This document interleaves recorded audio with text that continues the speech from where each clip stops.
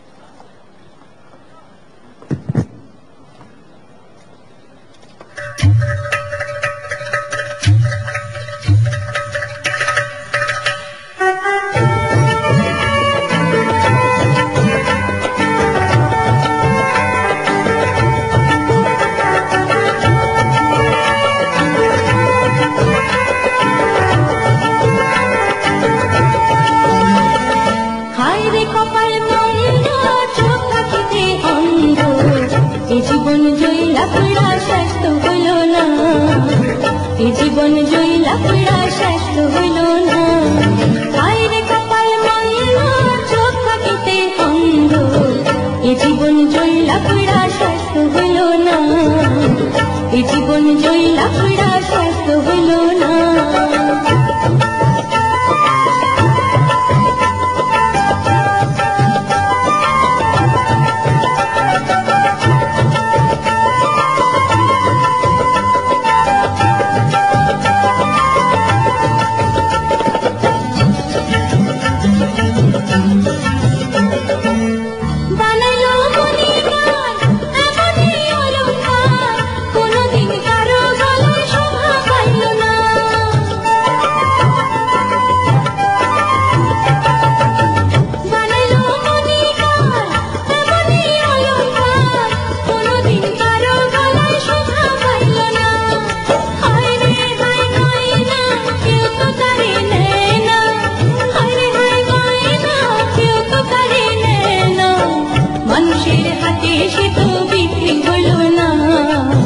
মানুষের হাতে সে তো বিক্রি হইল না, হায়রে কপাল মন্দ চোখ থাকিতে অন্ধ, এ জীবন জয়লা পুরা শেষ হইল না, এ জীবন জয়লা পুরা শেষ হইল না।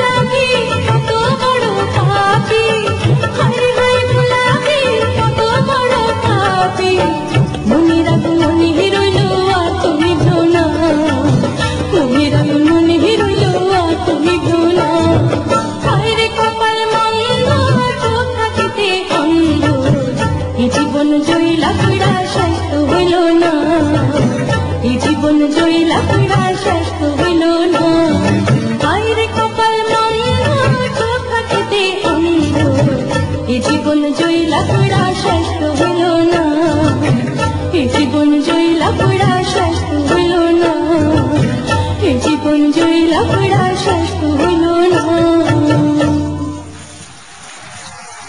দর্শক, আপনারা নিশ্চয়ই বুঝতে পারছেন এর পরের চমক কি। আমাদের দেশের আরেক কিংবদন্তি কণ্ঠশিল্পী সাবিনা ইয়াসমিন এবার আপনাদেরকে গান গেয়ে শোনাবেন। আমি আমাদের শ্রদ্ধেয় বিচারক রুনা লালাকে অনুরোধ জানাচ্ছি, আপনি যদি কোন একটি সময় এসে আমাদের সাবিনা ম্যামের সাথে জয়েন করেন, আমরা খুবই আনন্দিত হব। প্রিয় দর্শক, ঠিক ধরেছেন, চমকটা হচ্ছে সাবিনা ইয়াসমিন এবং এবার যে গানটি পরিবেশন করবেন সেটি হচ্ছে রুনা লায়লা গাওয়া একটি জনপ্রিয় গান। শুধু দর্শক, আসছেন উপমহাদেশের কিংবদন্তি শিল্পী সাবিনা ইয়াসমিন।